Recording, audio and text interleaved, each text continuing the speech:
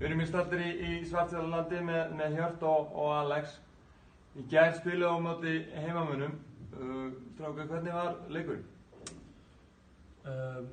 Hann endaði náttúrulega ekki eins og við vildum. Við vildum náttúrulega sigra heimamenn á heimavelli og við bara komum inn í leikinn, vorum bara ekki nógu aggressífir, vorum bara að spila svona handboltaleik, vorum bara eitthvað fyrir utan þryggjastælínu og vorum bara ekki að sækja nógu hart á þá og sýna það íslenska mentality.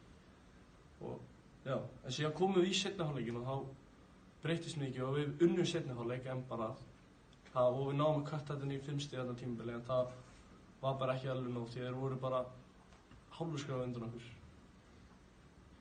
Hverju breyttum við í seinni hálfleik? Okkur urðum við svona, við náðum við niður í 5 stig? Hvað skeði?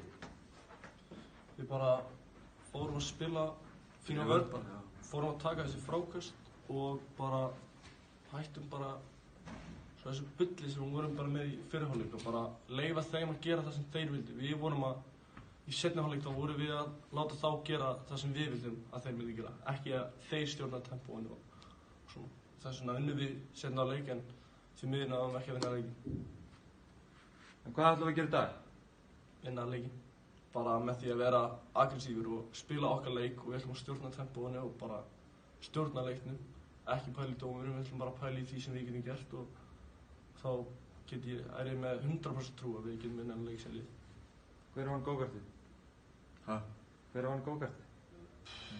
Var það ekki Atli, held ég? Jú, Atli. Hver vann þriðja? Hjalti. Þökkum Hirti og Alex kærlega fyrir viðtalið.